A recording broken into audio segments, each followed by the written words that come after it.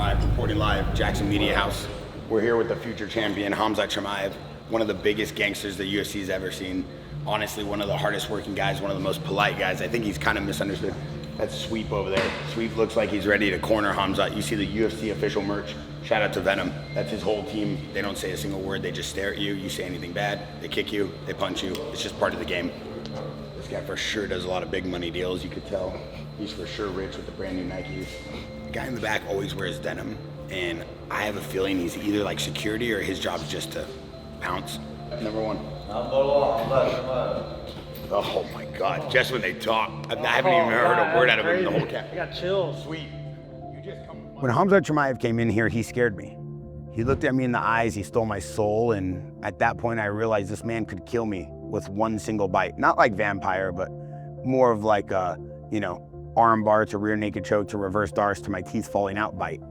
And at that point, I realized I better show up with gifts moving forward for the rest of camp. In my culture, Sweep, we always bring gifts. And I know Khamzat's the most stylish guy in the UFC, so we got him the brand new solid silver Jaxxon chain. We gave it to you, it's made in Italy. I see the squad's always behind him. He kind of scares me because he always spars and wrestles in jeans, so I don't really want to get involved with him. So what I did is I brought a lot of gifts for the Russian boys, the Chechenian boys. These are for Khamzat. He looks like he's Chechen Russian, huh? That's why we have him this week. No, but the next time, let's give him until next week. The mustache gotta go. Yours too. Then. Yeah, yours too, Sweep. Come on. A big beard like you, bro. Sweep, you look like David Guetta. Come on. put those down. These are for the team. The mustache gotta go. Thank you, brother. No, come on. You guys are doing for us. We can't wait for you guys to bring the belt back. Thank you, guys. Thank you for everything, bro. He rolled in with like 13 to 14 Chechenian/Swedish/Russian warriors. Wasn't really sure, but they all kind of look like him, so I don't want to be stereotypical. So I just referred to all of them as Khamzat's crew. And they surrounded me like John Gotti on a Sunday in New York City. I bought everybody a pair of Asics, and I bought myself a pair of Asics in case I needed to run fast. And I looked them all in the eyes and I said, listen, I come with peace and I come bringing gifts. And at this point, I felt like we had a bond. Can you let the people at home know what's your role in the Khamzat Chimaev camp here? He's one of the top guys, He's around the camp, he's with one of the guys, yeah. Hey, when Sweep says he's a top dog, that says no more questions. Hey, like this. And you want to let them know what you do in the Khamzat Chimaev camp? Khamzat Chimaev camp very good, bro. Hey. 5 rounds sparring today, smash boy. Smash everybody. Yeah. Kill everybody. Okay, so as you can see, Khamzat Chimaev's camps, they roll deep. He's got 4 Maybachs outside. There's only one other fighter I think gives Khamzat a run for his money when it comes to just rolling up in new cars every day. His name's Arman Tsarukyan. And so I think Arman Tsarukyan and Khamzat Chimaev are 2 just dogs. They just roll up in a new Maybach every day. So we got a brand new cage that we brought in for Khamzat. It's a 30-foot cage. It's a UFC pay-per-view cage. We wanted him to feel at home. We wanted him to make sure he had all the best facilities he needed. We also built a brand new sauna at Santo Studio. They've been sparring here, then they've been going to Santo Performance Studio, training, lifting weights. He has a great camp. He has Pat Downey in town. He has Arman in town. Arman's staying with me for 6 weeks. So everything they need, they bring it in. They do it tight. They train 2 times a day. It's incredible. Hey, what do you got for me? The new JX2? Oh, that's nice. Look at the countdown bezel. Love the glow-in-the-dark feature. Oh, that looks good. Khamzat's getting ready to do a little sparring. He came early. I got you a gift. So I could give it to you? Okay, good. You always ask first. You always ask first. This is a gift from my people to your people. You take care of your people. Olive green. Yeah. To match the camouflage. Because I see Arman, he walk in here with good style, but we have to make sure you're better than him. You're taller than him, you're faster than him, you look better than him, you have a thicker beard. I think you can fight better, bro. Yeah. No, you're insane. Thank you for being here. Brother. Thank you, bro. Everything been good so far? Yeah, bro. Crazy good. You look healthy, you look good. Yeah. Sparring today. Sparring. Yeah, I was going to go in there, but I'll let you handle them. Hey, sparring today. You've got to get in the zone. You guys out there, you guys are all scared because you guys don't want to talk to these guys because you think they're going to rip your head off. But if you come with gifts, dude, it spares you at least 30 seconds of good laughter. I got 30 seconds right there. And then when you see the smile start wearing out, just bail. Sweet.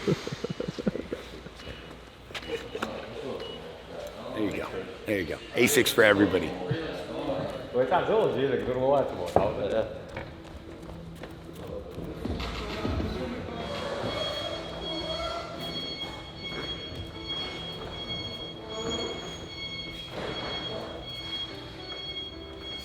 My name's Cody Farah, Doctor of Physical Therapy and Performance Coach here at the Jaxxon House in Santos Studio. And Khamzat is a force to be reckoned with. He is an animal in and outside of the ring. You know, working with him for the past few weeks has been really amazing and honestly a blessing to just be a part of his camp. But he is somebody that works hard outside and does his work outside the ring.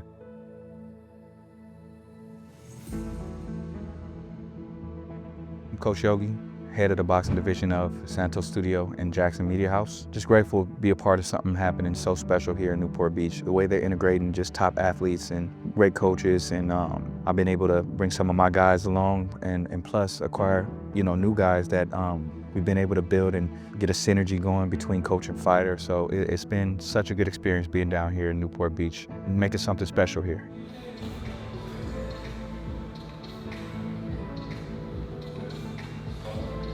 He asked me if I wanted to spar, and I looked back and, you know, I did one of these. Did a little head nod. I'm like, oh, you want to spar me? Grabbed my mouthpiece, did the sign of the cross, felt blessed, walked over there, and I respectfully declined the invite because I realized that this man is not one to be played with.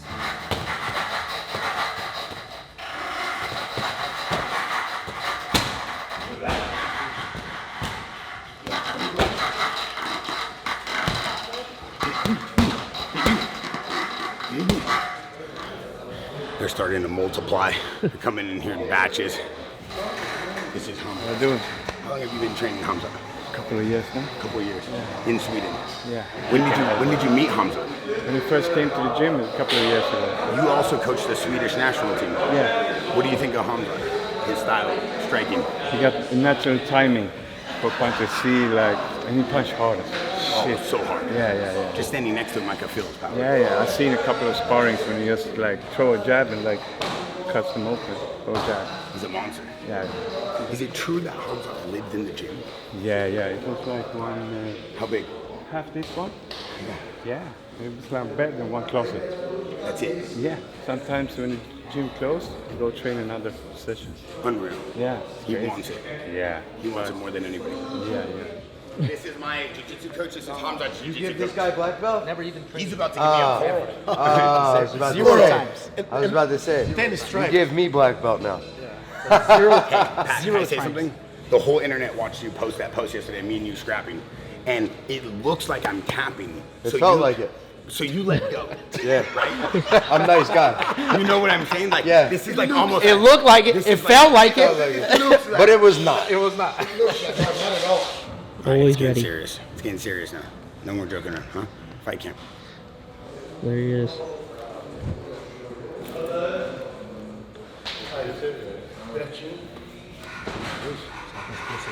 Arman. Brother, you see Santo everywhere. How's the house? Very good. Thank you so much. Bro, why you open? Why you leave open the door Which door?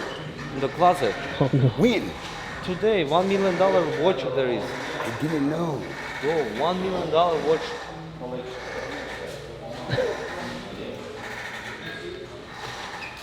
I opened up his closet doors this morning while he was sleeping.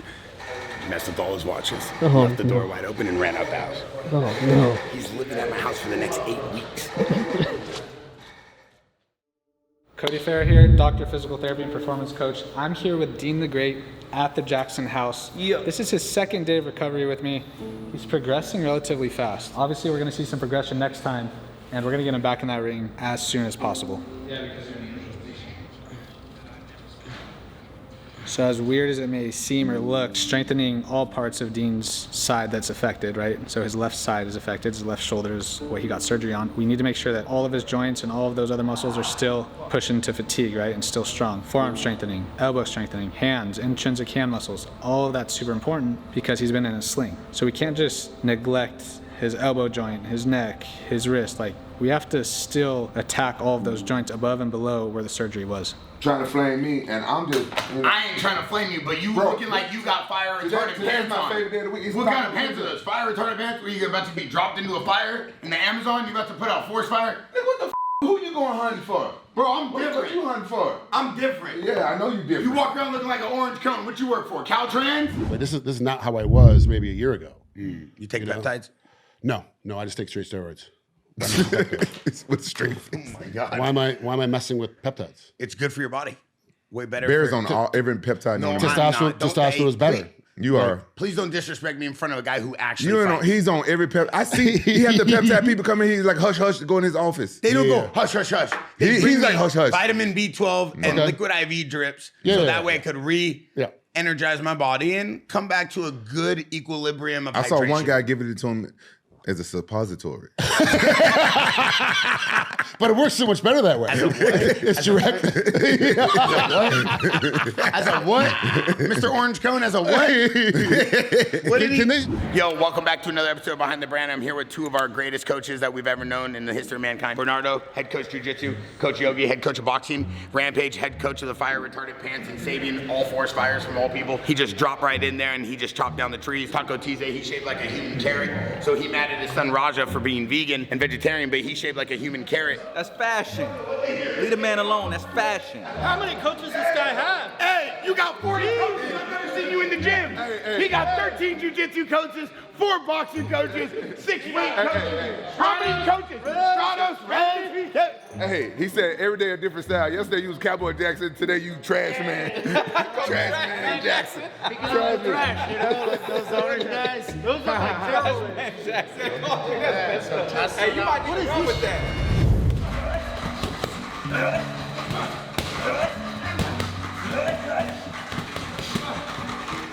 So having Khamzat Chimaev here at the Jaxxon Media House in Newport Beach has been interesting. We've been able to watch a camp from a different perspective. You know, all joking aside, I think one of the unique attributes of having the podcast and the media company is being able to empower these, you know, world-class fighters and support their camps. Khamzat Chimaev has probably one of the biggest battles of his life coming up. As a fan and as someone who's been watching MMA my whole life and someone who loves fighting, I think you bring in a guy like now Khamzat Chimaev who can control pace like we've never seen, and this guy throws bricks within the first 15 seconds. He attacks, he shoots from 15 to 20 feet out, and then he catches those guys, and it's a matchup everybody wants to see. They want to see insane pace, they want to see insane action, which you're gonna get from Khamzat Chimaev. He's probably one of the most electric, most dynamite fighters we've had, but I think Khamzat Chimaev has probably the best chance out of anybody to go in there and get this belt.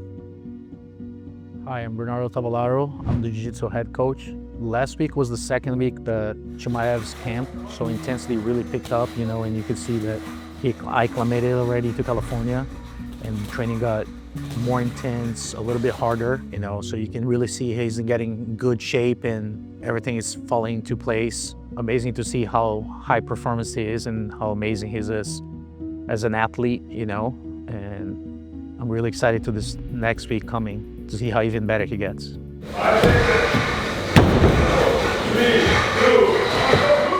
This guy trains twice a day in here in the morning. He has his cardio sessions and he's training and he's drilling at night. He has sparring, he comes back, he eats, goes home, he sleeps, he repeats the next day. You know, everybody goes through a camp, every fighter is all in.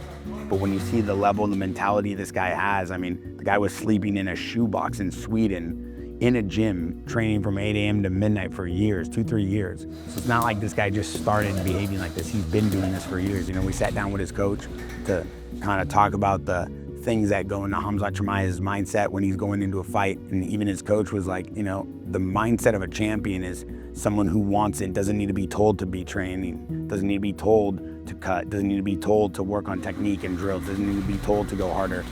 I mean, this guy has everything it takes to be a world champion.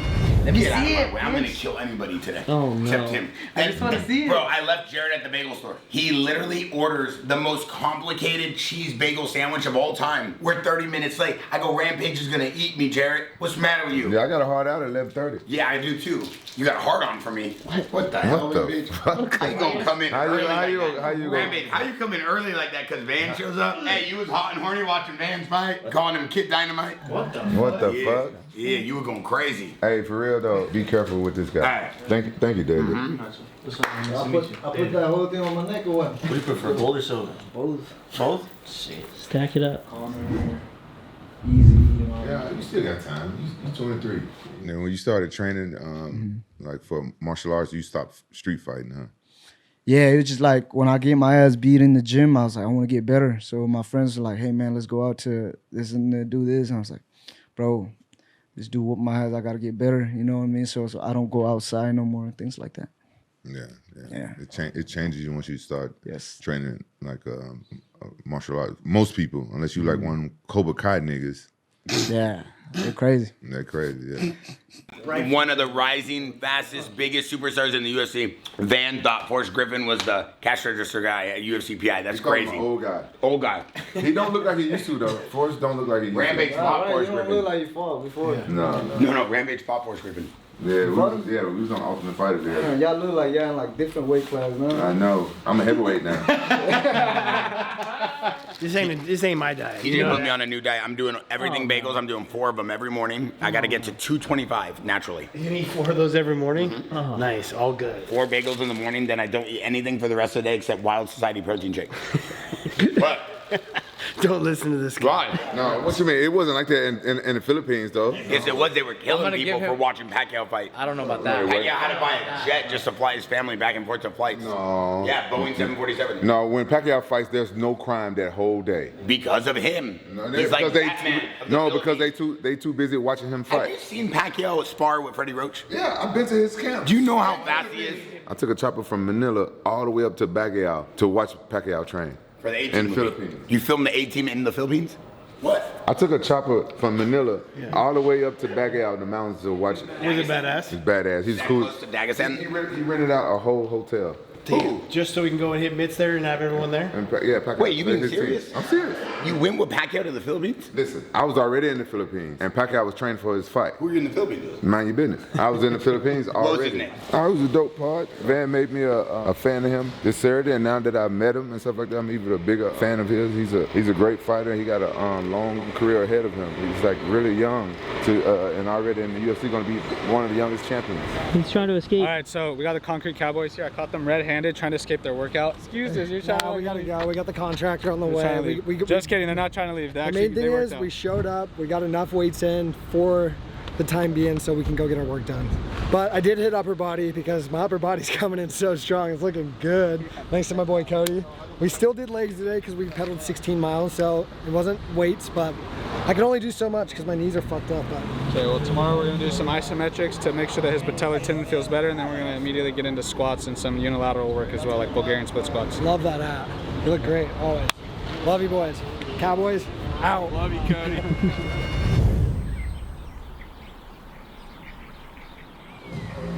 I'll make you look pretty.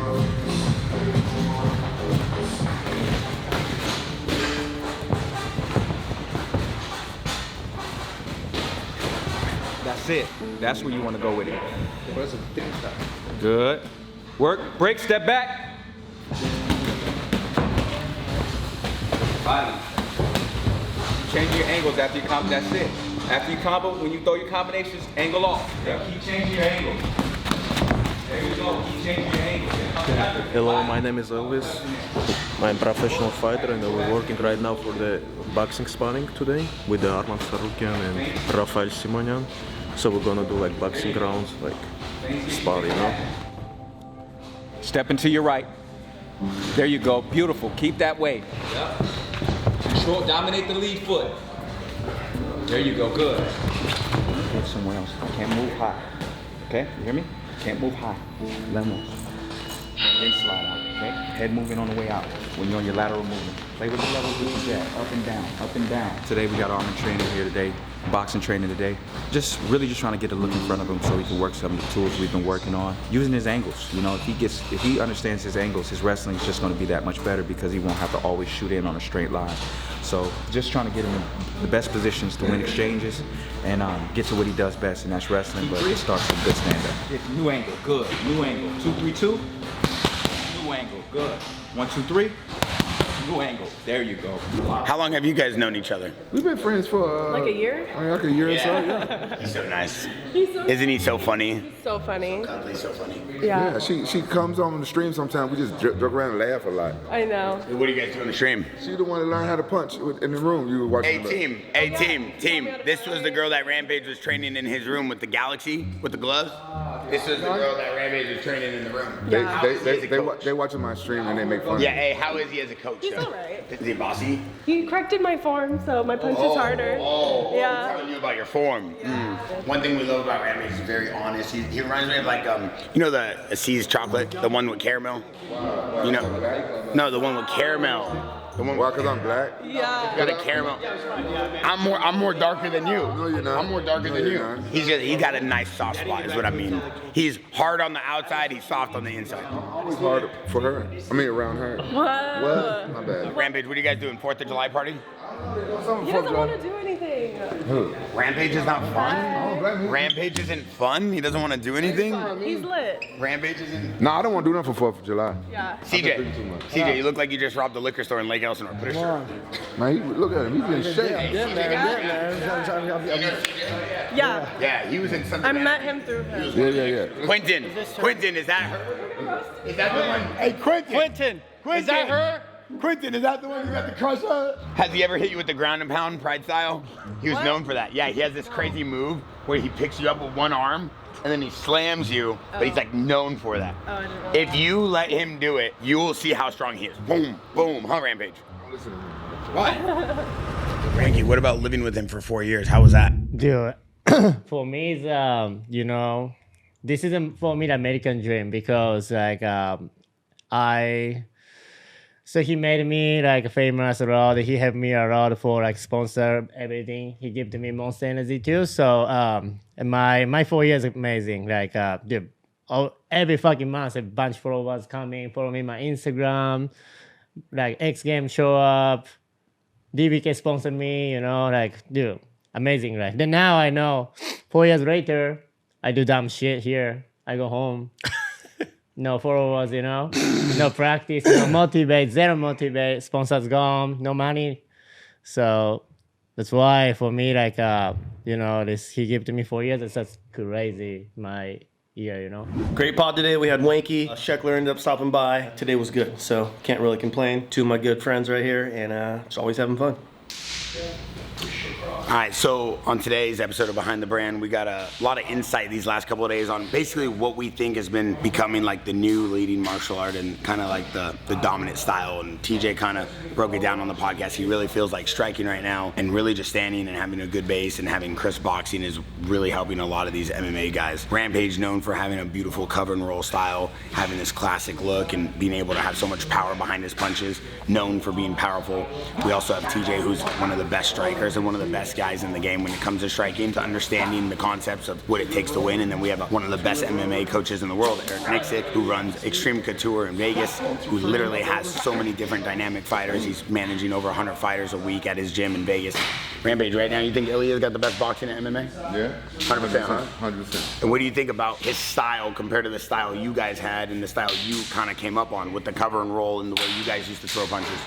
Well, I haven't really paid attention to his defense, but his boxing offense is next level. You really look at boxing like a defensive style and an offensive style? Yeah, I do. I look at both because I've always liked defense. Even though people think I didn't like block a lot of kicks and stuff in the UFC, people don't understand why I didn't care about kicks in the UFC. In your earlier fights, you always used to throw kicks. Why'd you stop throwing them? Yeah, I stopped in UFC because people were desperately trying to take me down. Honestly, my team changed a lot when I went to UFC, and then I started doing more boxing and less kickboxing.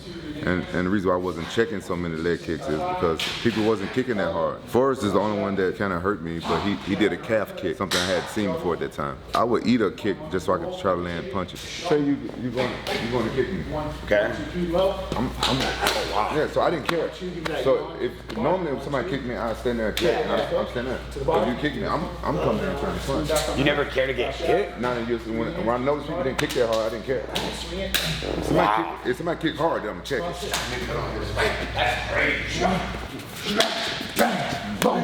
Whoa. All right, listen, we got Coach Eric Nixick here. We got TJ Dills. Hey, last time I trained with him with Machida, he kicked me so hard he broke a rib. Probably deserved it, bro.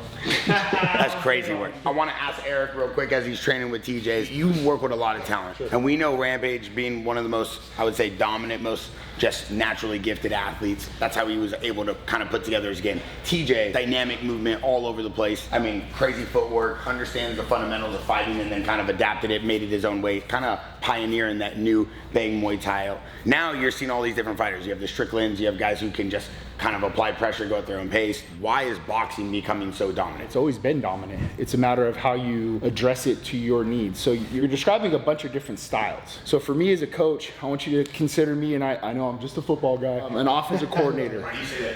Because that's what he gets the tag on. So if you're an offensive coordinator in football and you have a specific style of quarterback, it's my job to make the scheme fit the quarterback, but allow that quarterback in the offseason to put new tools within his repertoire. A guy like Lamar Jackson is going to come in with a certain style, but if we've seen him 8 to 10 years in the league, he's gotten it better as a quarterback, right? And that's because of the offseason. My point is you need to be able to show growth, but you also need to adapt yourself as a coach to the style that the athlete is. So to me, boxing's always going to be there. But you want to break down with him before he bounces kind of what made Rampage's style so unique and how he kind of identified as a fighter? Rampage's defense was always top notch, right? He's always got a good cover, a good roll. He had natural good head motion, right? He was never going to stand there and just slug like Vanderlei. He was going to like hit him with this cross. He's going to roll out and look for the hooks as he's rolling too, right? So say he's landing his right hand, kind of what we call the brow now, is he's always rolling underneath, boom, as he's stepping and bringing the hook at the same time, which let all of his power come into his punches. You know? Did you train for that? Just fuck up, I know. I love it. That's what makes it that much better. You know what I do? What I do in my fights is what my trainers do on the pads for me a lot. Yeah, that makes sense. When I did that combo on Kevin Randerman, we trained it on pads for like pretty much the whole. Muscle memory. And yeah, it's like muscle memory. And then we never trained it again, and you never saw it in none of my fights again. Yeah. And that was one of my favorite combos, one of my favorite finishes, and never did it no more. So TJ, what you're seeing now, like a guy like Ilya, for example, why did that people know his style? They know that he has a good base. They know that he sits there. They know his combinations. Why do you think that no one can kind of have an answer for that? Oh, there'll be an answer for it. It's just a matter of time and a matter of person. I think Charles Oliveira was the wrong matchup for him. Someone that's not going to play that middle ground. Like right here is where I don't want to be with Topuria. Right? I'm going to be here. I'm going to land my kicks. I'm going to be moving. I'm going to fit takedowns, right? Even if he's got good wrestling, I got to be a full-rounded MMA fighter to beat Topuria. I'm not going to beat him right here in this middle ground. This is where he's the best. Why be there? I want to be at kicking range. For me personally, I want to be somewhere where I can kick, because now like I'm this much further away. It's going to be harder for him to get to me. I'm going to move around. I'm going to get him to grapple to make him tired. Not so much that I'm even going to out-grapple him right away, but it's going to slow down his punches. Hey, I'm a big fan of Topuria, and I hate that I'm going to say this, but what he just said is 100% right, because what is Topuria's #1 weakness? Head kicks.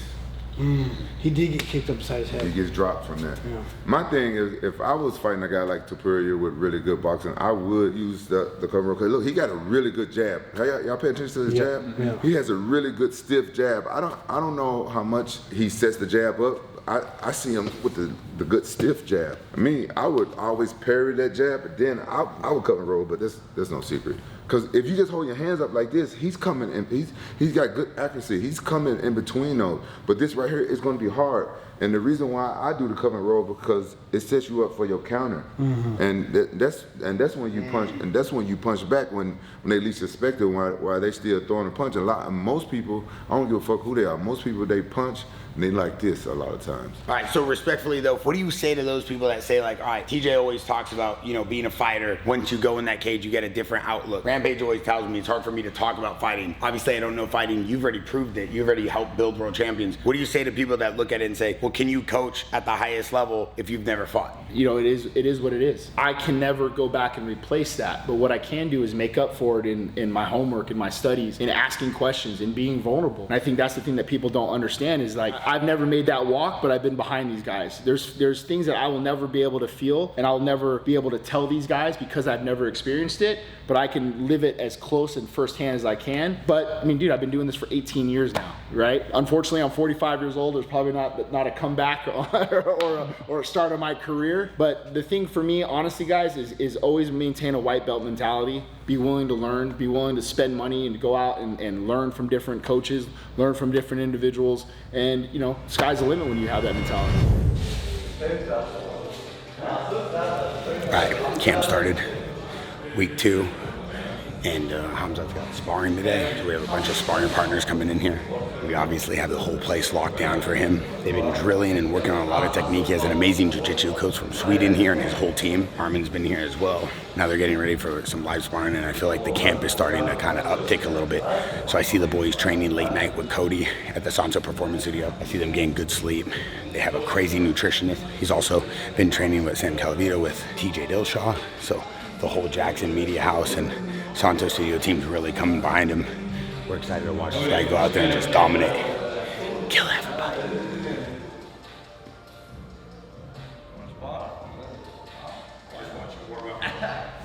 He said, dude,